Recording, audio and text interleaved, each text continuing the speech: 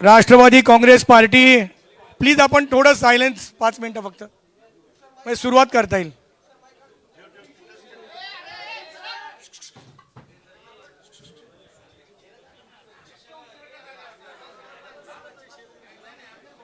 चालू करूयात का? थँक्यू. राष्ट्रवादी काँग्रेस पार्टी शरदचंद्र पवार दोन्ही पक्षाचा संयुक्त जाहीरनामा प्रकाशनाचा कार्यक्रम सुरू होतोय. मी सर्वप्रथम आदरणीय अजितदादा, आदरणीय खासदार संसदरत्न सुप्रियाताई सुळे, डॉक्टर अमोल कोल्हे आणि व्यासपीठावर असलेल्या सर्व मान्यवरांचं मनपूर्वक स्वागत करतो. सर्वप्रथम मी आदरणीय दादा, आदरणीय ताई यांना विनंती करतो की आपण जाहीरनाम्याचं प्रकाशन करावं. त्यानंतर प्रथम दादा, नंतर ताई आपल्याला संबोधित करतील आणि त्यानंतर आपण प्रश्न उत्तर घेऊयात. डॉक्टर अमोल कोल्हे साहेब, आपणही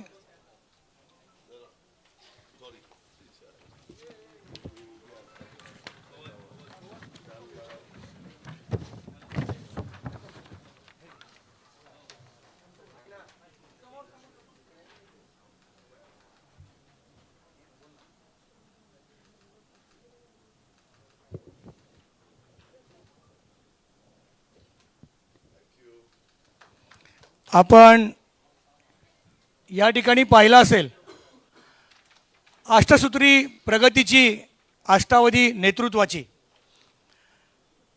आपण परवा याच ठिकाणी भेटलो होतो. आपण आधी 1 आलाम 5 काम अशी घोषणा करून आपण प्रचाराचा शुभारंभ केला होता.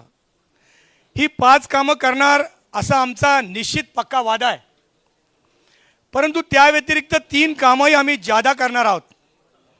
अशी एकूण 8 कामांची ही अष्टसूत्री प्रगतीची आम्ही घेऊन आलो आहोत. ही अष्टसूत्री आदरणीय दादा, आदरणीय ताई आपल्यासमोर काहीच वेळात मांडतील. बॅकड्रॉपवर आपण अष्टसूत्री प्रगतीची या शब्दाबरोबर अष्टावधानी नेतृत्वाची असे शब्दही हेतुपूर्वक नमूद केलेले पाहत असाल. अष्टावधानी म्हणजे ज्यांच्याकडे 8 विशेष गुण आहेत ती व्यक्ती. आणि आपण लक्षात घ्यायला पाहिजे की ते 8 गुण म्हणजे तीव्र स्मरणशक्ती, कामात एकाग्रता, अनेक विषय एकाच वेळी हाताळण्याची क्षमता, हातोटी, कार्यतत्परता म्हणजेच वेगवान निर्णय, वेगवान कृती, तर्कशक्ती, भाषा प्रभुत्व, नवनिर्मितीचा आस आणि नवनिर्मितीची ध्यास.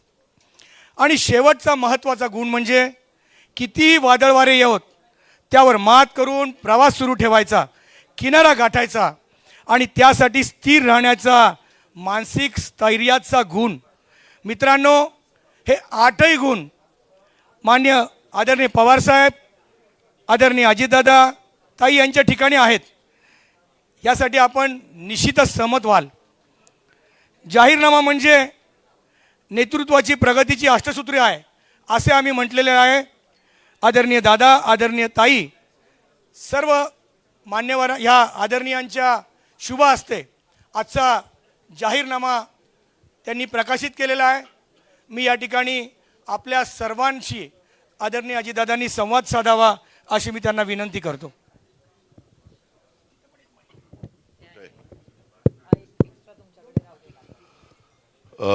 उपस्थित खासदार सुप्रिया सुळे, खासदार डॉक्टर अमोल कोल्हेजी, श्रीकांत पाटील, सुभाष जगताप, चेतन तुपे पाटील, दीपक भाऊ मानकर, विजयराव कोलते, भीम आर्मीचे प्रदेशाध्यक्ष सीतारामजी गंगावणे, विशाल मनाली, सर्व उपस्थित, विकासराव, राजलक्ष्मीताई, सर्व उपस्थित दोन्ही राष्ट्रवादी काँग्रेस पक्षाचे सन्माननीय पदाधिकारी, तसंच उपस्थित असणारे माझ्या पत्रकार बांधवांनो आणि तरुण मित्रांनो, आपल्याला सगळ्यांना माहिती आहे की 2 दिवसापूर्वी ह्याच ठिकाणी अलार्म वाजून 1 अलार्म 5 काम अशा प्रकारची घोषणा आम्ही दोन्ही राष्ट्रवादी काँग्रेस पक्षाच्या वतीनं केलेली होती, पत्रकार परिषदेत केलेली होती.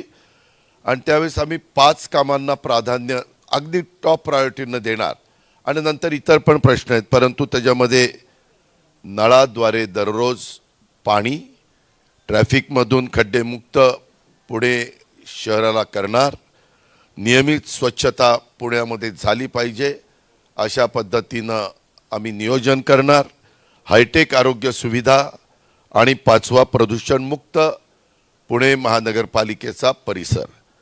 आणि ही 5 कामं करण्याचा आमचा पत्रकार मित्रांनो पक्का वादा आहे. आणि या 5 कामा व्यतिरिक्त खालील 3 कामे करण्याचा देखील आमचा सर्वांचा इरादा आहे. त्याच्यामध्ये आपल्या इथं झोपडपट्ट्या आहेत, त्या झोपडपट्ट्याचं पुनर्वसन आणि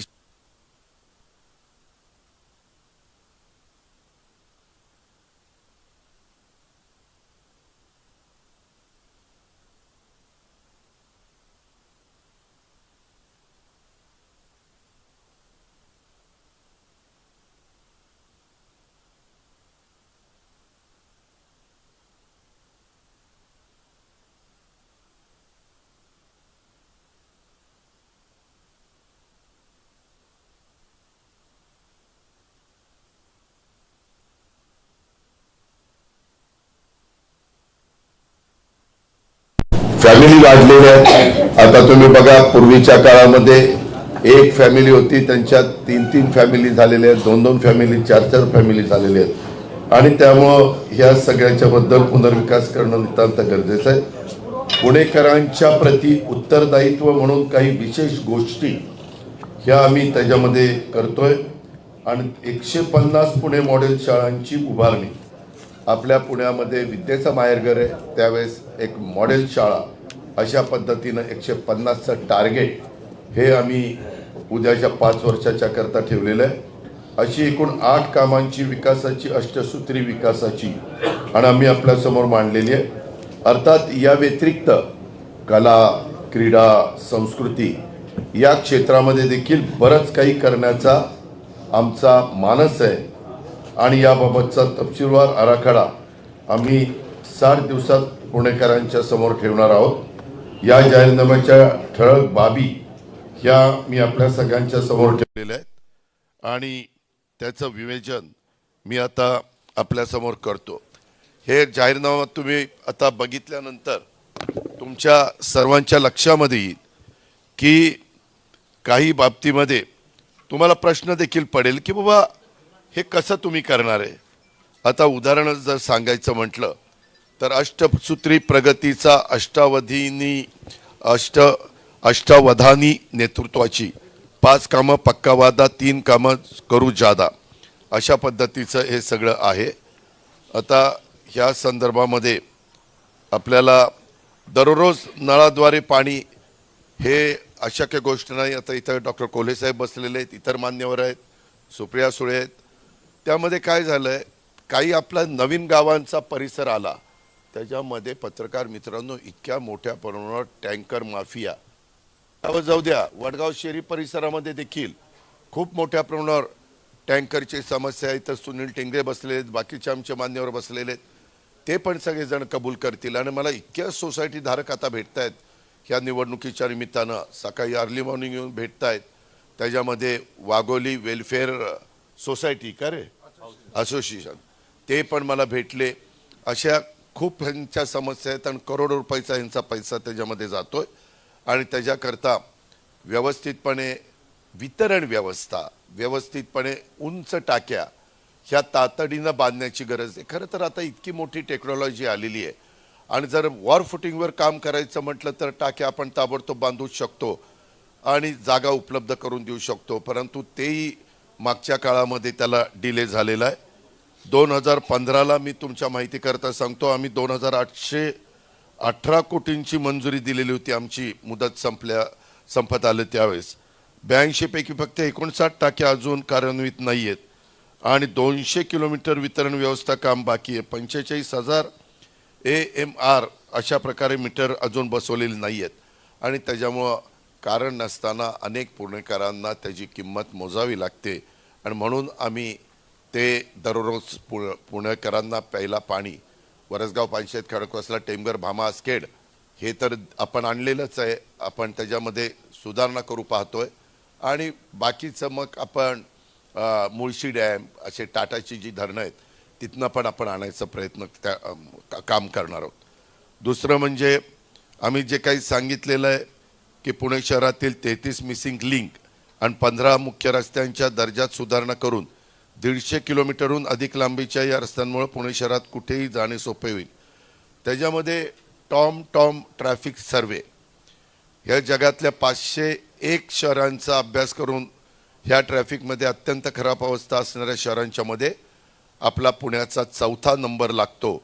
आणि त्यात सुधारणा करण्यासाठी आपला डेव्हलपमेंट प्लॅन, आपला RP मधील सर्व रस्ते संपूर्ण रुंदीनं विकसित करणं गरजेचं आहे. तसेच बस, मेट्रो अशा पब्लिक ट्रान्सपोर्टला देखील सक्षम करणं गरजेचं आहे. हे मी आपल्याला मधी पण सांगितलेलं होतं. अनेक जाहीर भाषणामध्ये देखील मी माझी भूमिका मांडतोय. आणि त्यामध्ये आमचा ही सगळी युती, आमचे दोन्ही पक्ष आणि आमचे भीम आर्मी आणि बाकीचे सगळे आमचे बरोबर आलेले सहकारी असे आम्ही एकत्र मिळून ते काम करणार आहे. मित्रांनो, तुम्हाला सगळ्यांना माहिती आहे, मी पहिल्यापासून स्वच्छतेचा अतिशय मला आवड आहे. मला कुठंही काही मी काम करत असलो तर कुठं कचरा पडला तर मी ताबडतोब तिथल्या संबंधितांना सांगतो की बाबा हे ताबडतोब उचला, किंवा मला तिथं उचलता आला तर मी पण उचलायला मला कमीपणा वाटत नाही. ते आपलं सगळ्यांचं काम आहे. सर्वेक्षण जे स्वच्छ सर्वेक्षण 2024-25 मध्ये त्याच्यात इंदूर असेल, देशातलं सुरत असेल, नवी मुंबई असेल, हे फार वरच्या क्रमांकावर आलेत. आणि त्यामध्ये साधारण सोसायट्यांनी स्वतःचा कचरा स्वतः प्रोसेस केला आणि सोलर वापरले तर सोसायटीच्या कॉमन मालमत्ता करात देखील आपण 20% सवलत देण्याचा निर्णय घेतला आहे. काय, लोकांना काही इन्सेंटिव्ह दिल्याशिवाय लोक तिकडे आकर्षित होत नाही.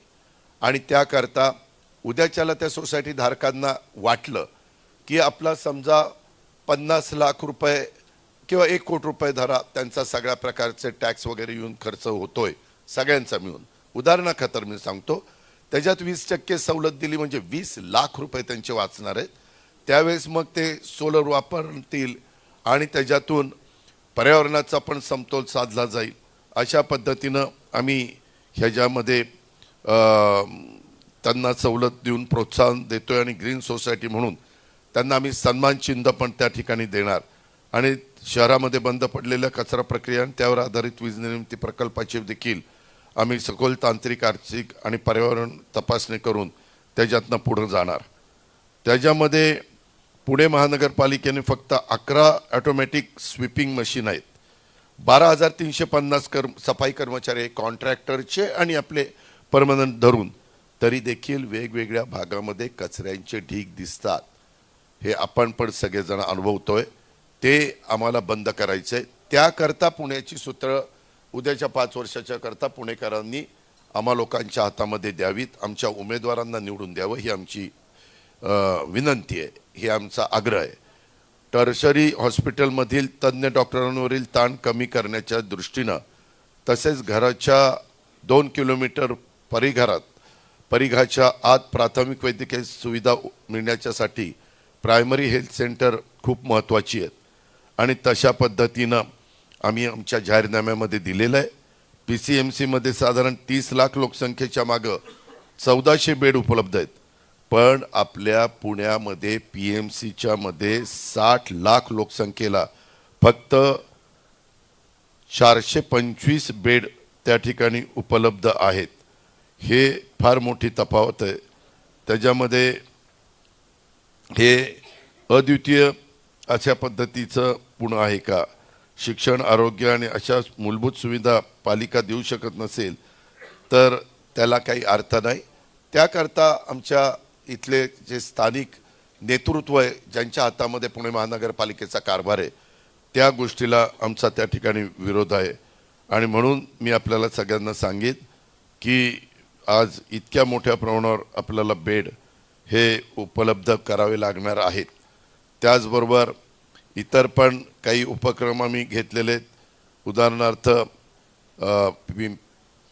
आपल्या PMCच्या अखत्यारीमध्ये भारतरत्न अटल बिहारी वाजपेयी वैद्यकीय महाविद्यालयाला अत्याधुनिक बनवण्याचं काम, स्वतंत्र कर्करोग रुग्णालयाची उभारणी, अत्याधुनिक बर्न वॉर्ड सुविधा आपल्याला माहिती आहे की जर कुणी भाजलेले पेशंट आले तर सूर्या हॉस्पिटल इथं प्रथम प्राधान्य दिलं जातं. परंतु त्याचबरोबर अनेक ठिकाणी या घटना घडतात, म्हणून बर्न वॉर्डची पण सुविधा केली गेली पाहिजे. अशा तज्ज्ञ डॉक्टरांशी डिजिटल सल्लामसलतीसाठी टेलिमेडिसिन सेवा राबवणं हे पण आमचं त्या ठिकाणी उद्दिष्ट राहणार आहे आणि तशा पद्धतीचं ते काम आम्ही करू पाहतोय. प्रदूषणाच्या बाबतीमध्ये 980 MLD रोजचं निर्माण होणारं सांडपाणी फक्त 503 MLD सांडपाणी शुद्ध करण्याच्या पालिकेकडे यंत्रणाच नाही आहे आणि 9 STP पैकी 6 जुने झालेत. हे सांडपाणी आपल्या नदीला जातं, मग ते मुळाला असेल, मुठाला असेल, इंद्रायणीला असेल, पवनाला असेल आणि हे सोडल्यावर कसं पर्यावरण सुरक्षित राहणार अशा प्रकारचा प्रश्न आहे. विचार केला तर पुणेकर फार ह्या पर्यावरणाच्या बाबतीत प्रदूषणाच्या बाबतीमध्ये जागृत असतात. हे अनेक उदाहरणावरून आपल्याला सगळ्यांना पाहायला मिळेल. आम्ही मगाशी सांगितलं तशा पद्धतीनं आपल्या गुंठेवारी नियमितीकरण करताना सामान्य नागरिकांना 2-2, 3-3 वर्ष हेलपाटे मारावे लागतात. पालिकेची प्रक्रिया पूर्णपणे ऑनलाईन ह्याच्याकरता आपल्याला करावी लागणार आहे. जी नव्या गोष्टी आज जगामध्ये घडत आहेत आणि त्याच्यातनं उत्तम प्रकारची सेवा तिथल्या नागरिकांना देता येते, त्या पद्धतीनं आम्ही आर्किटेक्टचं पॅनल तयार करून गुंठेवारीसाठी कमाल फी पालिकेने निश्चित केली पाहिजे तसं आम्ही करणार आणि पुनर्वसन सन्मानानं होईल ह्या पद्धतीचा आमचा काम असेल. आणि ह्याच्यातून पुण्याचा बकालपणा कमी करणं आणि जे आता व्हर्टिकल आपण जातो, टॉवर उभे करतो, तशा प्रकारे आपल्याला ह्याच्यामध्ये जावं लागेल आणि ते करण्याचं आम्ही सगळ्यांनी आमच्या जाहीरनाम्यामध्ये ठरवलेलं आहे. दुसरं एक अतिशय महत्त्वाचा की तुम्हाला सगळ्यांना ह्या गोष्टीचा प्रश्न पडणार आहे, खूप ह्याच्याबद्दल चर्चा होणार आहे, कदाचित पुणेकर पण म्हणतील हे शक्य आहे का वगैरे वगैरे. त्यामध्ये लक्झेमबर्ग देश युरोपमध्ये सर्व तो देश तिथल्या नागरिकांना मोफत देतो, म्हणजे पब्लिक सर्व्हिस ट्रान्सपोर्ट. इस्टोनिया हे पूर्व युरोपमध्ये, US मध्ये डेट्रॉईट, मियामी, फ्रान्समध्ये त्याच्यामध्ये डर्किक, तसेच युरोपमधील अनेक लहान मोठ्या शहरांच्यामध्ये मेट्रो आणि ट्राम, तर काही ठिकाणी बस सर्वांच्यासाठी मोफत त्या ठिकाणी दिली जाते. तर आम्ही पण मोफत मेट्रो आणि मोफत बस हा देण्याचा निर्णय घेतो. हे तुम्ही पण अचंबित झाला असाल की हे कसं शक्य आहे. तर ते असं शक्य आहे की पुणे शहरामध्ये 30 लाख वाहनं आहेत, त्यापैकी 15 लाख वाहनं रोज 1 तास, त्याच्यात तुम्ही पण आहात, आम्ही पण आहेत. आम्ही सध्या नाही आहे मी, कारण मला पोलिसांचं संरक्षण असतं, परंतु माझ्या डाव्या उजव्या बाजूला पण अडकतात त्यामध्ये, म्हणजे ट्रॅफिकमध्ये, नाहीतर पुन्हा आणखी वेगळा. तर त्यामध्ये ही वाहतुकीच्या कोंडीत एवढी वाहनं 1-1 तास अडकतात. त्याच्यातनं जे नुकसान होतं, प्रत्येकाचं अर्धा लिटर पेट्रोल किंवा डिझेल धरलं ते जास्त जळतं. 50 रुपयेच आपण धरू अर्धा लिटरचे, 15 लाख वाहनं, 7.5 कोटी रुपये रोज असे पुणेकरांचे वाया जातात आणि ते मॅन आवर पण वाया जातात. 150 रुपये गुणिले 15 लाख असे 22.5 कोटी रुपये त्यांच्या मॅन आवरचे होतात. आम्ही 150 रुपये त्याच्यामध्ये धरतोय. एकूण 30 कोटी रुपये रोज पुणेकरांचे खराब रस्ते आणि ट्रॅफिक जॅममुळे नुकसान होतं, बुडतात. 30 कोटी रोजचे म्हणजे महिन्याला पुणेकरांचे 900 कोटी रुपये, 900 कोटी रुपये हे वाया त्याच्यामध्ये महिन्याला वाया जातात. वर्षाचे काढले तर पत्रकार मित्रांनो 10,800 कोटी रुपये. मग तुम्ही मला सांगा, जर 10,800 कोटी रुपये पुणेकरांचे वाया जात आहेत, आज पुणेकर 25-26चा अर्थसंकल्प होता तो 12,600 कोटीचा होता. पिंपरी चिंचवडचा अर्थसंकल्प 25-26चा 9,600 कोटीचा. साधारण 3,000 वर काही कोटीचा फरक. तिथं 3 विधानसभा मतदारसंघ, इथं 8 विधानसभा मतदारसंघ, एवढी मोठी लोकसंख्या. आणि ह्या 12,600 कोटीला आपण जर बघितलं तर 10,800 कोटी हे पेट्रोल डिझेल आणि त्यांचे जे काही तास आहेत, मॅन आवर ज्याला आपण म्हणतो, त्यामध्ये आपण जर मोफत बस आणि मेट्रो केली तर कशी बचत होते ते मी तुम्हाला सांगतो. मेट्रो किंवा PMPML, PMT आणि PCMT एकत्र करून आपण PMPML ही कंपनी स्थापन केली. दोन्ही मिळून 5 + 20 कोटी महिन्याला, म्हणजे वर्षाला 300 कोटी रुपये द्यावे लागतील. साधारण 5 कोटी हे मेट्रोचे आणि PMPMLचे 20 कोटी महिन्याला. आम्ही त्यांच्याशी चर्चा केली. त्यांची ती बिलं, त्यांचं ते तिकीट काढणं, तिथं थांबणं, ते तिकीट काढण्याच्या करता त्यांना जो खर्च येतो ते सगळं बघणं, त्या सगळ्याचा आम्ही विचार केला. मी इथल्या अधिकाऱ्यांची नावं घेत नाही, परंतु निवडणूक लागायच्या आधी त्या अधिकाऱ्यांशी मी चर्चा केलेली आहे. आणि माझ्या डोक्यात जसं पाठीमागच्या काळामध्ये लाडली बहिणा आणि 3, 5, 7.5 हॉर्सपावर वीज पंपांना वीज माफी देण्याचा निर्णय महायुती सरकारने घेतला, तशा पद्धतीनं आपल्या पुण्यात पिंपरी चिंचवडमध्ये PMPML आणि मेट्रो हे फ्री केलं तर काय घडू शकतं. तर हे 5 कोटी आम्हाला मेट्रोला म्हणजे कॉर्पोरेशनला द्यावे लागतील आणि पुण्यामध्ये, आणि PMPMLला 20 कोटी रुपये महिन्याला द्यावे लागतील. सगळा हिशोब काढला तर 12 महिन्याचा 300 कोटी रुपये होतो. मगाशी मी तुम्हाला सांगितलं की जवळपास 10,800 कोटी अनेक पुणेकरांचे मिळून वाया जात आहेत. इथं मात्र पुणेकरांच्या टॅक्समधनं आलेल्या पैशातनं आपण 300 कोटी रुपये भरायचे.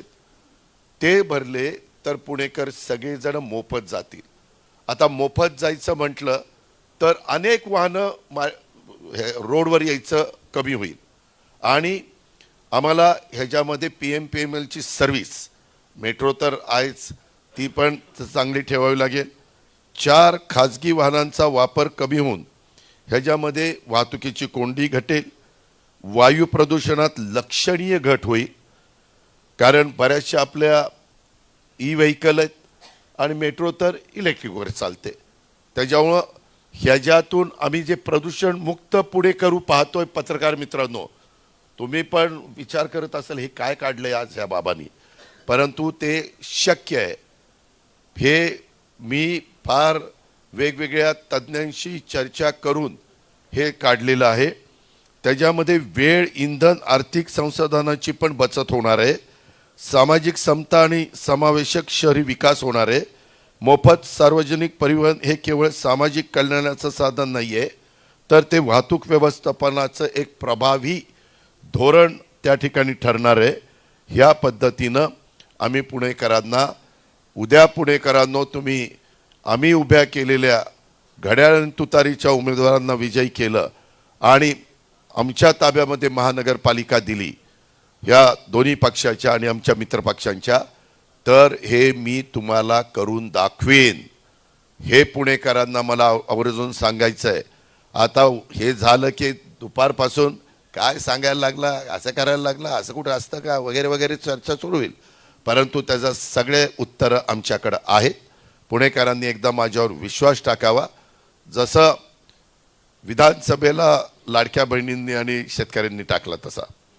त्यामध्ये विधानसभेचं माझ्या पुरतं आहे, त्याच्यामुळं डाव्या उजवीकडे बघू नका तुम्ही. आज मित्रांनो गमतीचा भाग जाऊ द्या, जरा सिरियसनेस लावला होता. मित्रांनो, दुसरं टॅबलेट आज जवळपास तुम्हालाही माहिती आहे की 90% विद्यार्थ्यांना ऑनलाईन शिकण्याची इच्छा असते. हार्वर्ड, त्याच्यामध्ये स्टॅनफोर्ड सारख्या संस्थांचे देखील अभ्यासक्रम अलीकडच्या काळामध्ये घर बसल्या ऑनलाईन उपलब्ध आहेत. पुणे जर स्वतःला आधुनिक शहर आपण म्हणून घेतो तर शिक्षणात देखील ही आधुनिकता प्रतिबिंबित झाली पाहिजे. त्याकरता पुण्याच्या शाळेमध्ये कॉर्पोरेशनच्या शिकणाऱ्या मुलांना आपण टॅबलेट त्या ठिकाणी देऊ पाहतोय. अशा पद्धतीनं आपण त्यामध्ये पुढं जातोय आणि ती आज समाजाची गरज आहे. कारण गरीब झोपडपट्टीतल्या मुलामुलींना त्यांच्या आईवडिलांना दिवसभर काम केल्यानंतर त्यांची संध्याकाळची चूल पेटत असल्यामुळं त्यांना हे सगळं घेणं परवडत नाही आणि म्हणून हा निर्णय आपण महानगरपालिकेच्या वतीनं अंमलात आणतोय. मित्रांनो, तुम्ही म्हणाल की बाबा आत्ता नवीन बजेट आयुक्त सादर करतील, परंतु आत्ता 12,600 कोटीचं बजेट असताना मी आपल्याला सांगतो ह्याच्यामध्ये जे लिकेजेस आहेत ते सगळे कंट्रोलमध्ये आणले, पारदर्शकता आणली तर खूप मोठी बचत होऊ शकते आणि ह्याच्यातनं या सगळ्या गोष्टी आपण नीटपणे आपल्या नागरिकांना, त्यांच्या मुलांना किंवा प्रवाशांना त्याच्यामध्ये मदत करू शकतो. तसंच महाराष्ट्रातील लाडक्या बहिणींना मला ते सांगायचं आहे की त्यांनी आम्हाला जसं सहकार्य केलं, महत्त्वाची भूमिका बजावली.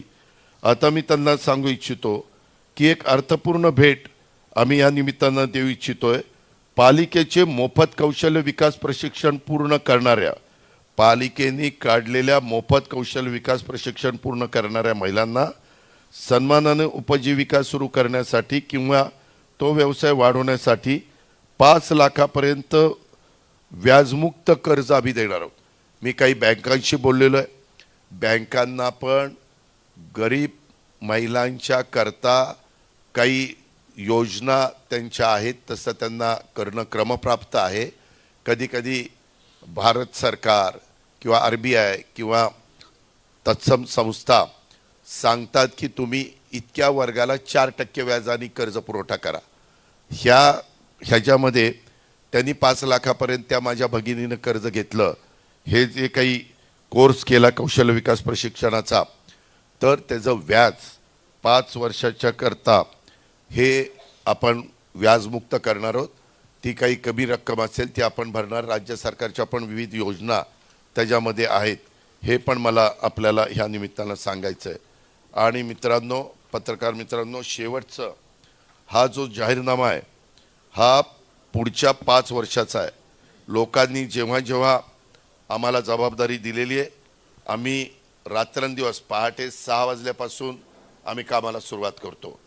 आम्ही आळशी नाही आहे, आम्ही कामाची माणसं आहोत आणि त्याच्यामुळं आम्हाला त्याच्यात उत्साह असतो. मनापासून आपल्या पुण्याकरता, आपल्या जिल्ह्याकरता, आपल्या लोकांच्या करता हे आपण केलं पाहिजे आणि ह्याच्यातून बदल घडवून आम्ही आणतो. पुण्याची दिशा बदलवणारा हा आम्ही आत्ता तुमच्या सगळ्यांच्या पुढं सादर केलेला जाहीरनामा आहे. तुम्ही मला म्हणजे पुणेकरांनी किंवा राज्याने पालकमंत्री केलं आहे, उपमुख्यमंत्री केलं आहे, त्यामध्ये मी कधी काम करत असताना त्यांनी टाकलेल्या विश्वासाला तडा जाऊ दिलेला नाही आणि देणार पण नाही. जे मला जमणार नाही ते मी तोंडावर सांगेल, हे काय आपल्याला जमत नाही. पण हा जाहीरनामा मी कृपा करून पत्रकार मित्रांनो आपल्या मार्फत मला पुणेकरांना सांगायचं आहे की कौतुकासाठी दिलेला किंवा लिहिलेला किंवा सादर केलेला हा जाहीरनामा नाही आहे. हा मोजमापासाठी लिहिलेला आहे. जर रोज स्वच्छ पाणी आलं नाही तर आम्हाला जाब विचारला जाईल. पावसानंतर रस्ते खराब झाले, पाणी तुंबलं तर आम्हाला जाब विचारला जाईल. आरोग्यसेवा असो किंवा प्रदूषण असो, आम्हाला जाब विचारला जाईल. ही जबाबदारी आम्ही स्वीकारतोय. कारण उद्याच्या स्थानिक स्वराज्य संस्था निवडणुका झाल्या की महाराष्ट्रात 3.5 वर्ष कुठल्या निवडणुका नाहीत, 3.5 वर्षांनीच लोकसभा आहे. त्याच्यामुळे आम्हाला हे काम आणि आपलं सरकारचं काम, त्यामुळं आम्ही हे निश्चितपणे करू शकतो. त्याच्यामध्ये आमचे डॉक्टर अमोल कोल्हेजी आहेत, आमची सुप्रिया सुळे आहेत, आमचे चेतन पाटील आहेत, सुनील आहे, बाकीचे सगळे आमचे सहकारी आहेत आणि आम्ही सगळीजण काम करणारी माणसं आहोत. 5 वर्षानंतर जेव्हा आम्ही तुमच्याकडं म्हणजे पुणेकरांच्याकडं मतं मागायला येऊ, तेव्हा आम्ही दिलेलं जाहीरनाम्याचं वचन आम्ही पूर्ण केलं असंच ऐकायला मिळेल. हे पूर्ण झालं नाही असं ऐकायला मिळणार नाही, कारण आम्ही केलं नाही तर पुन्हा पुणेकर आम्हाला दारात उभं करायचं नाही. त्याच्यामुळे आम्हाला माहिती आहे पुणेकरांचा स्वभाव, कारण आम्ही पण पुणेकर आहोत. पुणेरी पाट्या बिट्या तर जगप्रसिद्ध आहेत.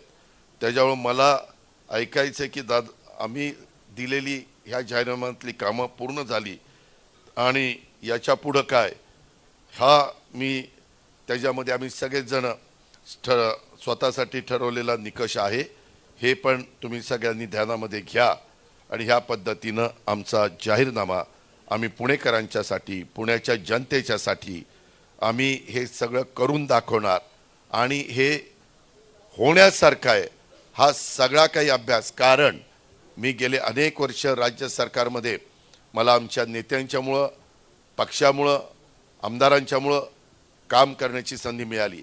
मी आज राज्याचा अर्थसंकल्प गेले अनेक वर्ष सादर करतोय. उद्याच्याही 23 तारखेला सुरू होणार आहे, परंतु त्याच्यानंतर पण माझे अर्थसंकल्प सादर झालेला तुम्ही पाहाल. तो अर्थसंकल्प सादर करत असताना एवढ्या राज्याचा मोठा गाडा आम्ही पुढे नेण्याचा प्रयत्न करतो. आमच्या सगळ्यांचं इथं बसणाऱ्यांचं पुणे हे होम टाऊन आहे. त्याच्यामुळं आम्हाला जो पुणेकरांच्या बद्दल आपुलकी जिव्हाळा प्रेम आहे ते इतर कोणी बाहेरचे लोक येऊन सांगितलं तर ते तेवढ्यापुरतं सांगतील आणि त्यांच्या पुढच्या कार्यक्रमाला जातील. आम्ही इथं सांगितल्यावर आम्हाला पुण्यातच राहायचं आहे. सुप्रिया पुण्यामध्ये आल्यानंतर मोदी बागेत राहते. अजित पवार पुण्यात आल्यानंतर यशवंतराव घाडगे हाऊसिंग सोसायटीत राहतो. आमच्या चेतन पाटलाचं तर खापर पंजोबापासून घर आहेच. डॉक्टर अमोल कोल्हे साहेब हे पुण्याचे खासदार आहे आणि त्याच्यामुळं हे सगळं आम्ही काही लपून छपून नाही, कारण रोजच्या रोज आम्हाला पुणेकरांना सामोरं जायचं आहे आणि म्हणून हा एक चांगला पुणेकरांचा प्रदूषण कमी करणारा, रोज पाणी देणारा, मुलांना योग्य दिशेने विद्यार्थ्यांना नेणारा, खड्डेमुक्त पुणे करून देणारा आणि पब्लिक सर्व्हिस ट्रान्सपोर्ट ह्यामध्ये मोफत, कारण कुठंही हे नफ्यात चालत नाही आणि त्याला जेवढे पैसे लागत आहेत ती रक्कम आपल्या पुण्याच्या बजेटच्या दृष्टीनं फार कमी आहे आणि त्याच्यातून खूप मोठ्या प्रमाणावर वाहनं रस्त्यावर कमी आलेलं चित्र आपल्याला सगळ्यांना पाहायला मिळेल आणि एक चांगल्या पद्धतीनं पुणेकरांना ह्या सगळ्या गोष्टीचा मदत पण होईल आणि त्याच्यातनं एक चांगलं वातावरण पण आपल्याला पुण्यात करता येईल. धन्यवाद. एक मिनिट ताई राहील. थांबा 1 मिनिट. एक 2 मिनिटं ऐका ना. सगळ्यांना सॉफ्ट कॉपी पाठवलेली आहे ग्रुपवरती. जर कुणाला मिळाली असेल त्यांनी प्लीज मला संपर्क साधा. तुम्हाला एक क्षणात व्यवस्था करतो.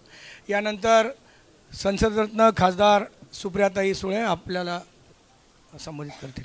अष्टसूत्री प्रगती अष्टवादिनी नेतृत्व 5 कामं पक्का वादा या हमीपत्राच्या निमित्ताने मी आपलं स्वागत करते. दादांनी सविस्तर ह्या सगळ्या गोष्टी सांगितल्या आहेत. त्यातल्या थोड्या गोष्टी मी आणि अमोलदादांच्या वतीने सांगू इच्छिते, कारण आम्ही दोघंही पुण्याचे वन थर्ड लोकप्रतिनिधी आहोत.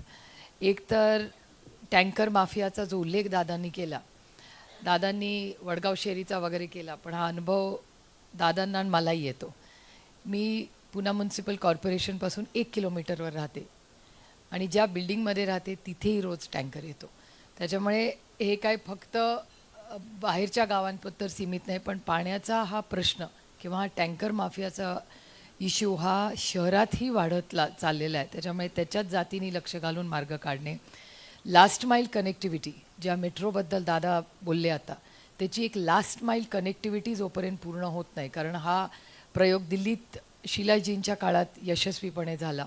त्यानंतर मुंबईमध्ये आजही एवढी मेट्रो झाली असली तरी ट्रॅफिक मुंबईचा कमी होत नाही. याचं कारण लास्ट माईल कनेक्टिव्हिटी पूर्ण झालेली नाही. त्यामुळे दादांनी जो उल्लेख केला की आम्ही मेट्रो यशस्वीपणे चालू, ह्याची लास्ट माईल कनेक्टिव्हिटी आम्ही पूर्णपणे कटिबद्ध आहोत की पहिल्या 3 ते 6 महिन्यात प्रत्येक स्टॉपचं काम पूर्ण झाल्या लास्ट माईल कनेक्टिव्हिटी जी गरजेची असते त्याच्यात जातीने लक्ष घालून त्याचा प्लॅन आमचा पूर्णपणे तयार आहे. त्यानंतर प्रदूषण असेल, कचरा असेल, शिक्षण, आरोग्य ह्याबद्दल दादा सविस्तर बोललेले आहेत. पण ह्याची एक सक्सेस स्टोरी, नाही तर असं होतं की हमीपत्र आलं की सगळ्यांना वाटतं अरे हा आणखीन एक जाहीरनामा आला. हा जाहीरनामातल्या बऱ्याचशा गोष्टी आम्ही आधी करून दाखवल्या. म्हणजे बारामती लोकसभा मतदारसंघाचं खडकवासल्याचं उदाहरण तुम्हाला सांगते. धनकवडीत विशाल तांबे इथे बसलेले आहेत. दत्ता येतातच आहे आत्ता.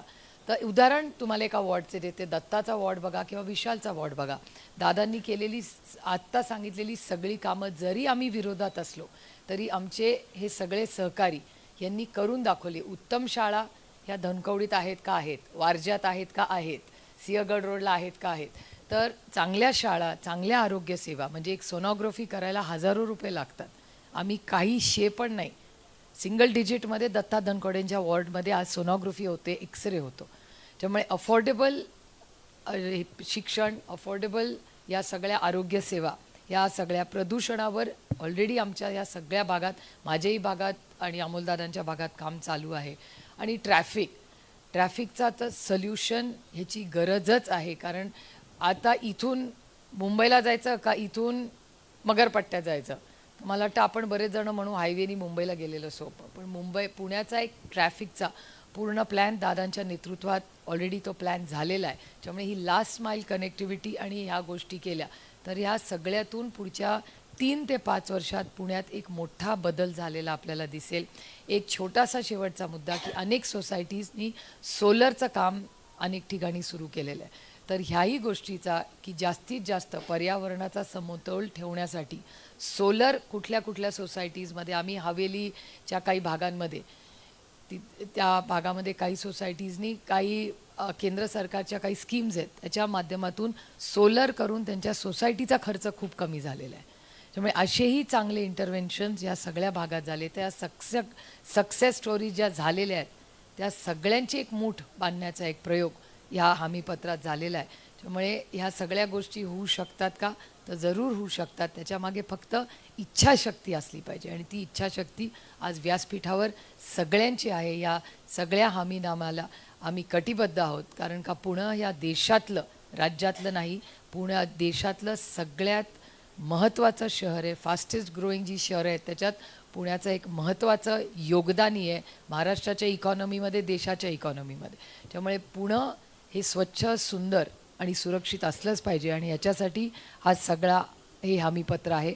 आपण आज सगळे आला व्यासपीठावर, सगळे आमचे सहकारी, पदाधिकारी आणि मित्रपक्ष हे आले, त्यांचं मी मनापासून आभार मानते. आणि आपण सगळे आला त्याबद्दल आणि नवीन वर्षाच्या आणि संक्रांतीच्या आपल्याला मनापासून शुभेच्छा देऊन आपली रजा घेते. जय हिंद, जय महाराष्ट्र, जय आघाडी.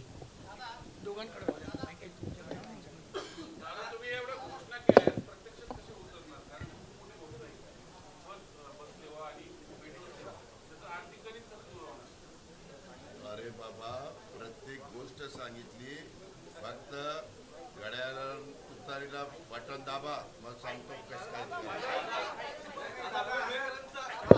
अहो, मी आता तुम्हाला पत्रकार मित्रांनो प्रत्येक गोष्ट सांगितली की 10,000 कोटीच्या पेक्षा जास्त कसं खर्च होतोय, वेळ वाया जातोय, पेट्रोल डिझेल भरतोय आणि त्यांना आम्ही विचारून त्यांना किती पैसे भरावे लागतात तेही आम्ही त्याच्यामध्ये काढलेलं आहे. ते सगळं सांगूनच मी तुमच्याशी बोलतोय.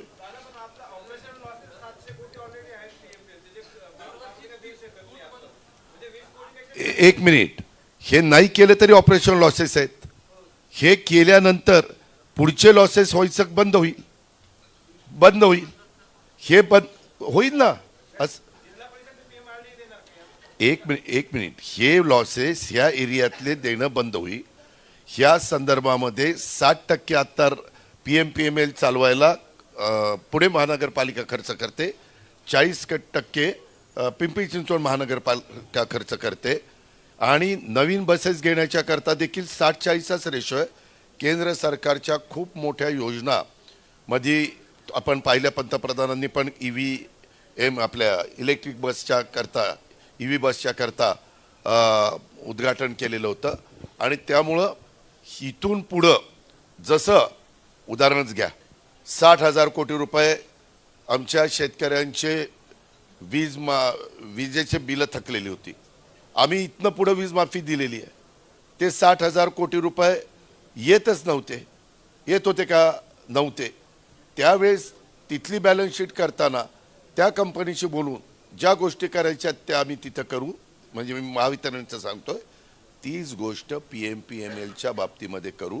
कारण हे सगळं व्यवस्थितपणे चालवायचं आहे. व्यवस्थितपणे चालवत असताना आत्ताचा 12,600 कोटीचा अर्थसंकल्प आपल्या पुण्याचा, तिकडचा वेगळा 9,600 कोटीचा, मग ह्या वर्षी तर आणखीन वाढेल आणि त्याच्यातनं तेवढे पैसे काढून त्यांना देणं आणि ह्या बाकीच्या तुम्ही लगेचच तुम्हाला परिणाम दिसेल. आज तुम्हाला इथल्या पत्रकार परिषदेला तुमच्या घरून किंवा तुमच्या ऑफिसमधनं यायला जेवढा वेळ लागला तो वेळ 1/4च होणार आहे. फक्त बटन दाबायचं आणि आमच्या हातात कारभार द्यायचा.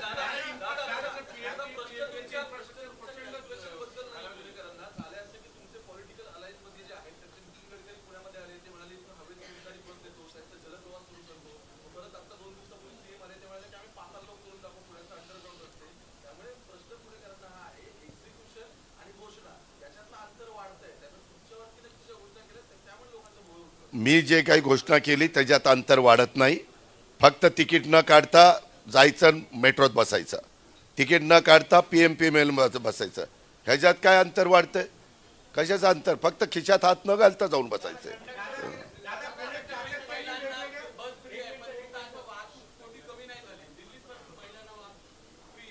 अहो त्याच्यामध्ये तुम्ही का हो सगळंच वेगळंच शोधताय? तुम्ही निगेटिव्ह राहू नका, पॉझिटिव्ह बी पॉझिटिव्ह.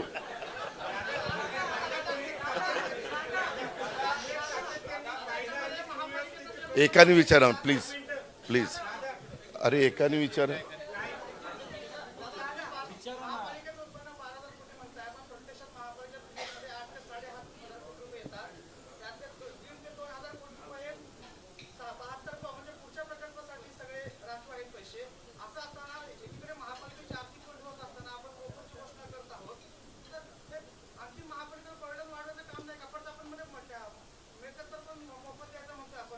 अहो हे नाहीये. तुम्ही का सगळं निगेटिव्ह विचार करताय? ह्याच्यामध्ये विचार करत असताना एक एक एक थांबा ना, ऐका तरी बाबांनो. त्यामध्ये संपूर्ण विचार करून टॉपचे अधिकारी रिटायर झालेले त्यांच्याशी पण चर्चा करून त्यांनी पण ह्या क्षेत्रामध्ये काम केलेलं आहे, त्यांचं काय मत आहे, सुज्ञ पुणेकरांचं काय मत आहे, इतर पण सहकाऱ्यांचं काय मत आहे, हे काय एका दिवसात झालेलं नाही. मी जे तुम्हाला सांगत होतो की मी पुढं जाहीरनामा देतो, आमच्या सहकारी मित्रांशी चर्चा करून असं हे सगळं चर्चा करून हितक हे गोष्टी आपण करता येऊ शकतायत. ह्या निर्णयापर्यंत आल्यानंतर आम्ही जाहीरनाम्याच्या निमित्तानं आपल्या सगळ्यांच्या समोर आलेलो आहे.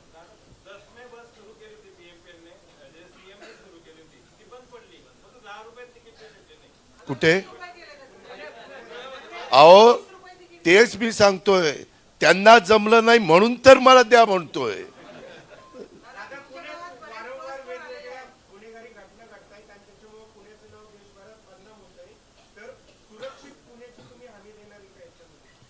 सुरक्षित पुण्याची हमी देण्याच्या करता इथं CCTV कॅमेरे, लॉ अँड ऑर्डर 2-3 लोकांच्या डिपार्टमेंटशी हा प्रश्न संबंधित आहे. एक इथल्या CCTV कॅमेरे आणि बाकीच्या पण सुविधा नीटपणे द्याव्या लागतील आणि विशेष करून पोलीस यंत्रणा यांची मदत अतिशय मोठ्या प्रमाणावर त्या ठिकाणी घ्यावी लागेल. म्हणूनच मधल्या काळात पत्रकार मित्रांनो तुम्ही बघितलं असेल, संपूर्ण राज्यामध्ये आम्ही दुसऱ्यांदा सरकार आत्ता आलो त्यावेळेस सगळ्यात जास्त पोलीस स्टेशन जर कुठल्या शहरामध्ये मंजूर करण्यात आली तर ती पुण्यात करण्यात आली. सगळ्यात जास्त स्टाफ पोलीस यंत्रणेचा, पोलीस दलाचा कुणाला देण्यात आला तर तो पुण्याला देण्यात आला. त्यामध्ये इन्फ्रास्ट्रक्चरला तुम्हाला सगळ्यांना माहिती आहे, यंदाचं आमचा तुमचा जिल्हा वार्षिक आराखडा योजना 1400 कोटीची होती. त्याच्यात किती कोटी रुपये पुण्याच्या ह्या सगळ्या इन्फ्रास्ट्रक्चरच्या करता आपण दिलेले आहेत ह्याची माहिती तुम्ही घ्या.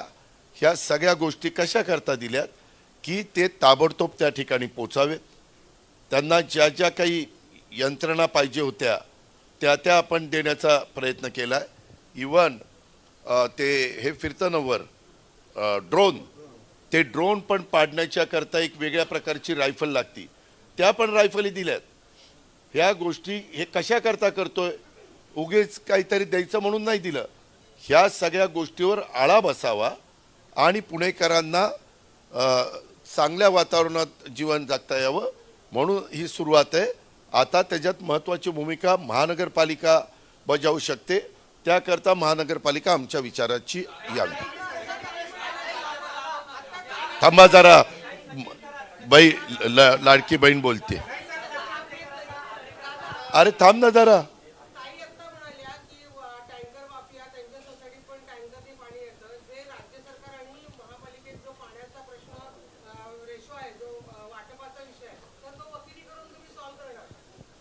अहो त्याच्यामध्ये तोच वाद आहे की जलसंपदा विभाग म्हणतायत माणसे 300 लिटर आम्ही पाणी देतोय.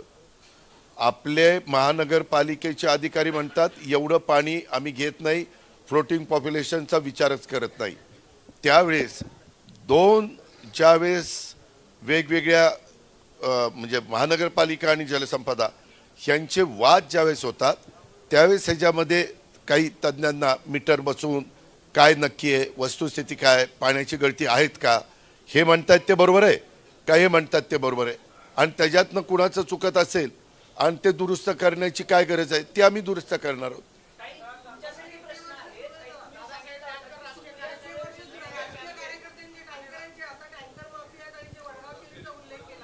तेच सांगतो ना, ते आमचे आमदार तुम्हाला माहिती आहे ते शरीराने आमचे आमदार आहेत, मनाने कुठे आहेत. सुनेला कुठं पाठवलंय, लेखाला कुठं पाठवलंय, फलाण्याला कुठं पाठवलंय. अरे थांब ना, तुला काय उगीच कामाची काढाकाढी येते. आम्ही कुठं तरी जुळवायला जातो आणि काढायला निघालाय.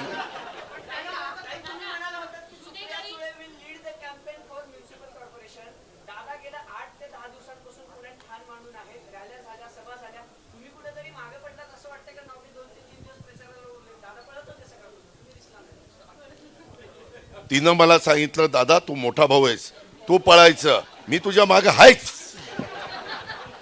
तुम्ही मला सोशल मीडियावर फॉलो करता, गेले 8 दिवस मी कुठे आहे याचा थोडा अभ्यास करा.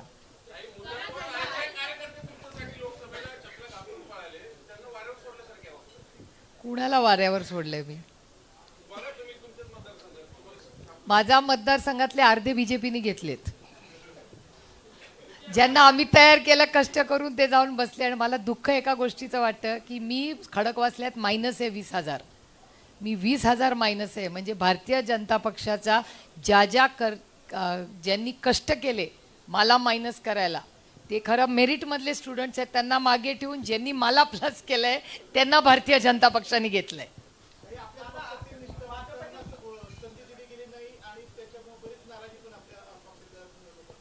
नाही, नाराजी जेव्हा आघाडी होते तेव्हा वाटाघाटींमध्ये या गोष्टी होत असतात. पण राष्ट्रवादी काँग्रेस दोन्ही पक्ष हे नेते केंद्रबिंदू नाही आहेत, हे आमचे सगळे कार्यकर्ते केंद्रबिंदू. एखादा दुखावला गेला असेल तर त्याच्याबरोबर जाऊन मार्ग काढून त्याचं करिअर जास्त कसं पुढे जाईल ह्याची सगळी जबाबदारी, जसे हे हमीपत्र आहे तसं तेही आमचं हमीपत्र आहे पक्षाचं. आणि म्हणूनच इतके वर्ष पक्ष आहे.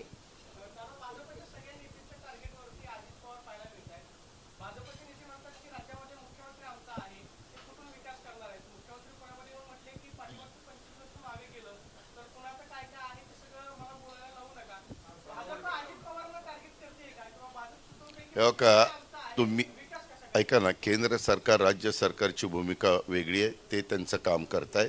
महानगरपालिका ही इथं असते. तुम्हाला आठवत असेल पत्रकार मित्रांनो, 1992 ते 2017 ह्या काळामध्ये पिंपरी चिंचवड महानगरपालिकेचा विकास करून मी दाखवला की नाही. त्यावेळेस मुख्यमंत्री हे वेगळे होते की नाही, ते जे पक्षाचे मुख्यमंत्री असायचे त्यांच्या विरोधात मी महानगरपालिका लढलो होतो की नाही, हो किंवा नाही सांग. हो हो. मग ह्या पद्धतीनं असं होऊन देखील मी विकास करून दाखवला ना. अरे असं का करताय? त्याच्यामध्ये हिनं मगाशी जे सांगितलं राजकीय इच्छाशक्ती, पॉलिटिकल व्हील, हे त्या ठिकाणी पाहिजे. आम्हाला आहे ना उत्साह काम करायचा. अरे सकाळी 2 जणांना 6 ते 7, 7 ते 8 इंटरव्ह्यू देऊन इथं आलो तुझ्या समोर. हा, अरे तो मोठा नेता आहे. मोठ्या नेत्याने छोट्या नेत्याला एकेरीच बोलायचं असतं. तुला माहिती नाही, आपण आपल्या मुलांना किंवा खालच्या गडी माणसाला अहो या बसा पाणी आणून देता का हो, असं नाही, हे पाणी आणून दे. त्याच्यामुळं त्याला तो मोठा असल्यामुळं तो अजित पवार त्याला चिल्लर वाटतोय म्हणून तो एकेर उल्लेख करतोय. हा, ते मागेच सांगितलं, सारखं आळणी आणणे नाही. जे झालं ते झालं. जुनं नाही विचारायचं, नवा नवा.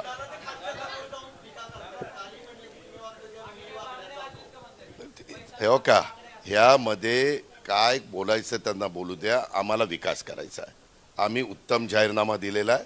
आम्हाला ते शहर मागं जसं घडवलंय किंवा आज पुण्याचं बद्दल अनेक जण वेगवेगळ्या प्रकारचे प्रश्न विचारतात, त्याला कुठंतरी थांबवून पुन्हा पुण्याचं गतवैभव आपल्याला द्यायचं आहे आणि त्याकरता आम्ही पुढं आलेलो आहोत.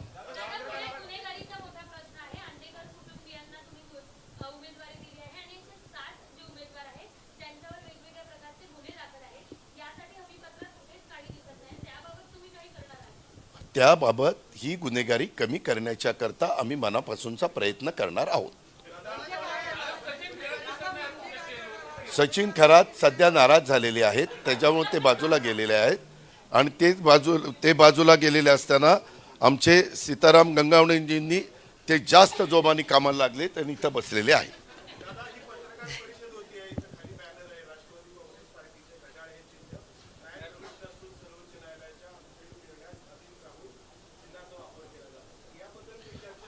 ह्याबद्दल आम्हाला कोर्टाचे आदेश आहे.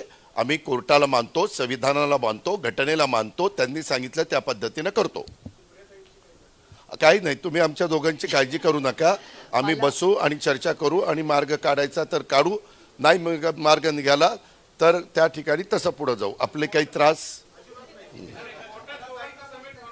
मला एक दोन छोटे मुद्दे फक्त अनव्हेरी अकॅडमिक आणि अरे इतका चांगला जाहीरनामा दिला तुला नोटवर मला काय, कारण का हे जे दादांचं पहिलं प्रेस जर तुम्ही डिटेल ऐकली असेल, तुम्ही जे आर्थिक प्रश्न विचारले, आणि हे मी एवढ्यासाठी जाणते की आपण नगरपालिकेसाठी बसलोय म्हणून, आणि हा विषय खूप गंभीर आहे कारण का पुण्याच्या 5 वर्षाचा डेव्हलपमेंटचा हा विषय. त्याच्यामुळे मी एक तुमच्या परवानगीने एक विषय मांडू इच्छिते की दादांनी एक स्पेसिफिक गोष्ट सांगितली, आणि ते तुमचा जो प्रश्न होता की हे खर्च कसं, तर दादांनी एक शब्द वापरला त्यांच्या प्रेसमध्ये, लिकेजेस बंद होतील.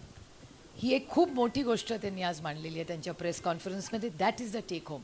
जर लिकेजेस पूर्णपणे बंद झाले आणि टाईम बाउंड मॅनरमध्ये कॉस्ट एस्केलेशन जर प्रोजेक्टचं झालं नाही, तर दादा जे म्हणत आहेत फुकट देणं किंवा ह्या ज्या सुविधा देणं, ते देणं अवघड नाही.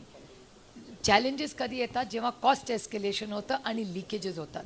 ते स्पेसिफिकली म्हणाले की लिकेजेस बंद होतील. जर कुठलंही कॉर्पोरेशन बिना लिकेजेसचं झालं तर दादांनी सांगितलेला हा वचननामा, जाहीरनामा, हमीपत्र हे 100% इम्प्लिमेंट होऊ शकतं. आणि मी तुम्हाला पत्रकार मित्रांना सांगतो, लिकेजेस हे स्थानिक ठिकाणी आहे. पुन्हा त्याच्यात कुठं जोडाजोडी करू नका. ह्या महानगरपालिकेमध्ये जे काही गडबड आहे, जी रिंग आहे, जे ठराविक कॉन्ट्रॅक्टरला डोळ्यासमोर ठेवून टेंडर पास केले जातात किंवा त्यांना प्री क्वालिफिकेशन करण्याच्या करता त्यांना सोयीचे असणारे नॉर्म्स टाकले जातात, हे ज्या काही गोष्टी आहेत ह्या इतक्या तुम्हालाही सगळ्यांना माहिती आहे की किती काय काय चालतं. हे आपल्याला बंद करायचं. हे बंद केल्यानंतर मोठी बचत आपण करू शकतो. ती बचत आपण निश्चितपणे करणारच आहोत, कारण मागे आम्ही तशा पद्धतीनं करून दाखवलं आणि त्याच्यातनं हे सगळे प्रश्न आपण निकाली काढणार आहोत.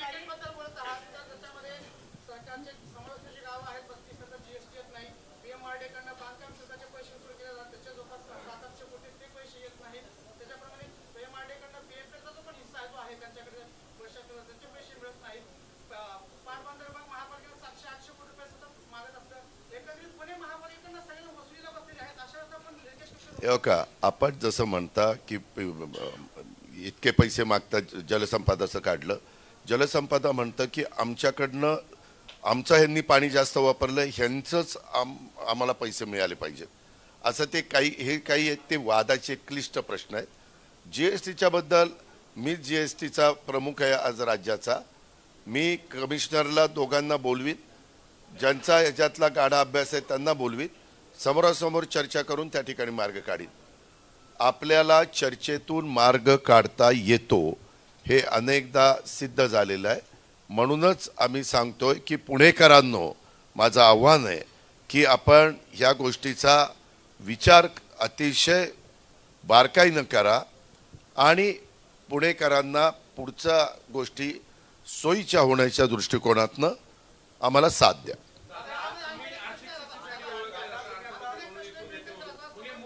अरे एकाने बोला रे, काय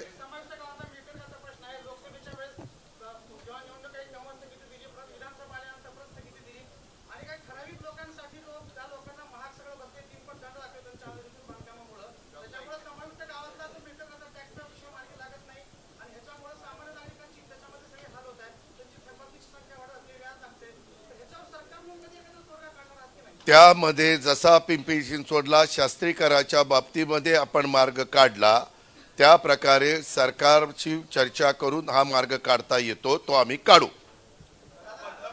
चला,